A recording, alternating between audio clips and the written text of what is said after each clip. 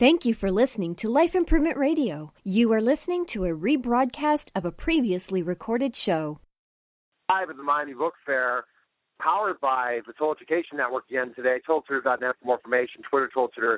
Neil S. Haley, Facebook. LinkedIn, Neil Haley, Instagram, Total Tutor. Pinterest, Neil Haley, and Google+. And also on Periscope at Total Tutor.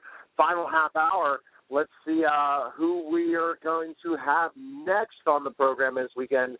We welcome Casey back on the program. Casey, how are you? Doing great, Neil.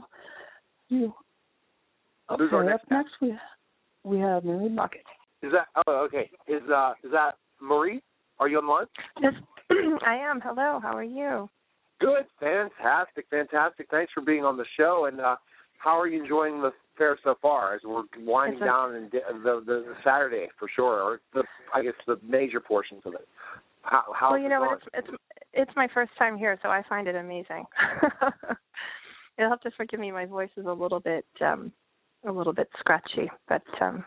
Oh, have you done your presentation yet, or not? I haven't. No, that starts at 3. I just must have picked something up, so my voice is a little bit less than, but it's working. But this is my first time at the festival, and I'm completely blown away by it. It's amazing. That's great, and also when we talk, about the festival and everything, presentations. How many presentations have you done in your career? So you always think about when it's time to do a talk, and leading up to that and all the other media beforehand. Have you done a lot? I have done a lot, particularly with this book, which was published in January, and I'm kind of amazed people continue to be interested in it. So I've done a lot this year, yeah. I was just talking to another writer, and I said, are you done? Is this the end for the year? And he said, this is it for me, but I have the paperback in January, and so there might be more, but I have done quite a lot. It's true. And that's the cool thing about going out and the hard work and effort that you put into this. And finally, your hard work pays off, and people like the book. And now you get to go out and promote it and talk to people about it and hear their feedback and stuff. And especially in Miami, how large this is, and to run into so many readers and writers and everything, it's for sure awesome. So tell us a bit about your book now. Well, my book is called Where the Dead Pause and the Japanese Say Goodbye, and it's a lot of things. It's partly a memoir, it's partly a travelogue, but it's set against the backdrop of the 2011 earthquake, tsunami, and nuclear meltdown in Japan, and my family's Buddhist temple, which is 25 miles from the Fukushima reactor. It's a place that I visited frequently since I was a small child. My mother's Japanese, my father's American, and so I knew it as this wonderful place that I got to visit from really before I can remember, and then watched it suddenly become a completely different kind of place in the news. And so I write a little bit about that, but I also write about some of the traditions that the Japanese use when dealing with grief and with disaster, and old traditions that they have within their culture that help them try to cope with loss of any kind. So writing about the tsunami and taking us back to that time, how difficult was it for Japanese? Were they used to having something this enormous before happen to them that was so catastrophic? Well, I mean, I think it was just absolutely shocking. One of the things that I write about in the book is how my mother, who grew up in Japan, would always say to me, Marie, if you see the ocean recede, what do you do? And I would kind of roll my eyes and say, it means a tsunami's coming, and it means I'm supposed to run away. And I'm sure there are plenty of Japanese people who grew up with the same advice. But like me, they would not have thought that this was a real possibility. So when it happened on such an enormous scale, people were, absolutely shocked. I spoke to a lot of people who said that they just watched it with incredible wonder because the nature was so powerful. They couldn't believe it. And one of the things that I don't read a lot in the coverage of the tsunami is that a tsunami isn't just one wave. It could be successive waves, and you don't know how many waves there are. So there were so many stories I heard about people who were in safety, and then the water had, receded, and then had come in a giant wave, and then had receded again, and then people would go down to look at their homes, sort of look at the damage, and another wave would come in. So it was just a very confusing, chaotic, but also just an awesome sight, I think. And then, of course, the cleanup and the aftermath took a very long time and continues on. So the actual event, I think, was shocking and horrific. And then, like any sort of aftermath, it takes a very, very long time to adjust to a completely new reality. And so I try to talk a little bit about that, too, in the book. And this occurring, is again, we're talking about it, really there was some loss involved in this as well, not just being involved in the disaster in a certain way, family members, but a loss, too. So tell us about that. Well, it's true. I was point in my life where both my Japanese grandparents had passed away. My Japanese grandfather, I think, was 96, and he had died in January of 2011. The tsunami happened in March. And my father, who was, for a very long time, really the person I was probably closest to, had passed away, and I was really struggling with his loss and just struggling to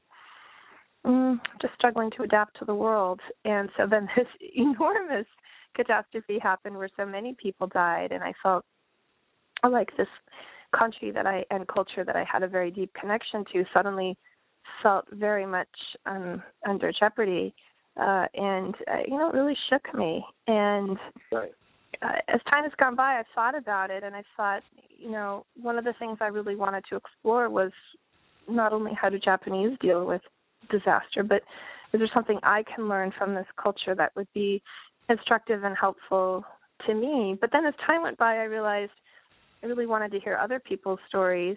And then I also started to think, if I learn anything, it is sort of my responsibility to turn around and to try to share it.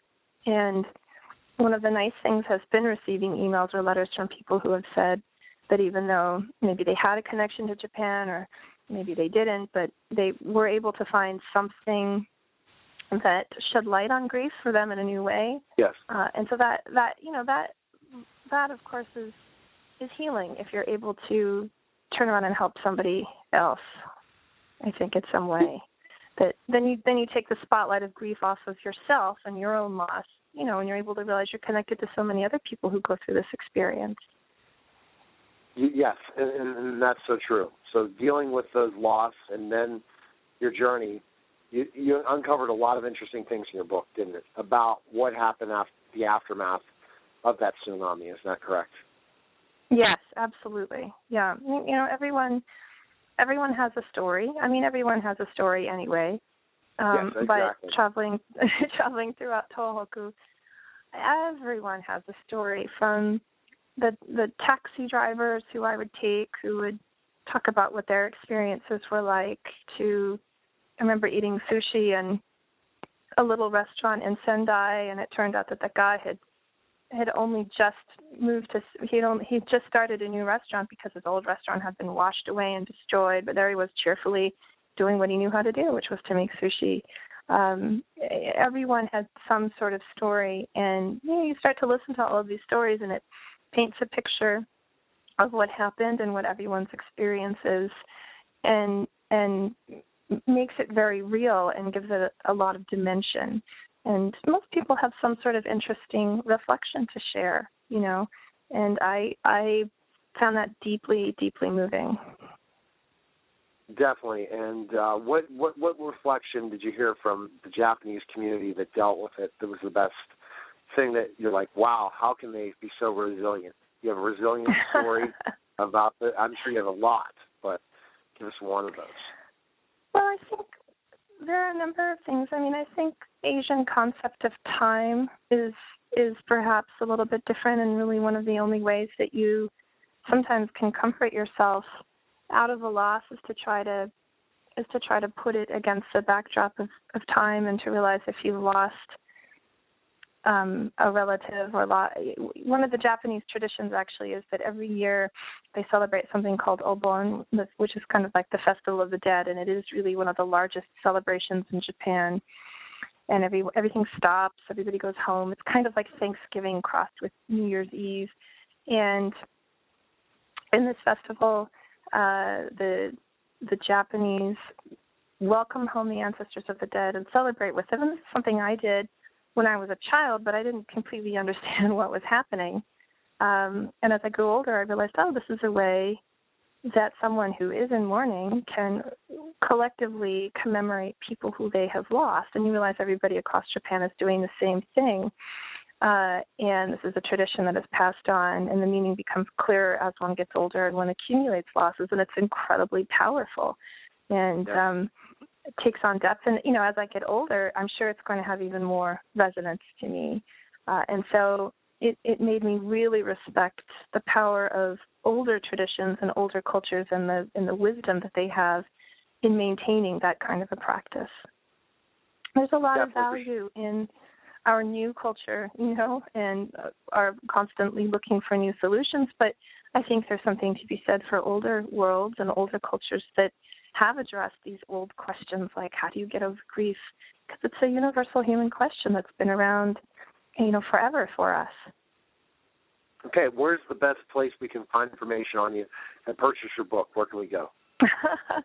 Well, I have a website, which is www.mariemockett.com, but my book is available at all of the online retailers, barnesandnoble.com. It was a Barnes & Noble Discover pick. And it comes out in paperback on January 18th, so if you hang on a little bit, you can get it in paperback. It'll be a little bit lighter to carry around, but it really should be available at any bookstore or any of the online places where people buy books. All right. Well, thanks for calling, and best of luck to you, and pass it back to Casey for me. Thanks. Thank you so much for your time and your interest. Thank you. Take care. Thanks.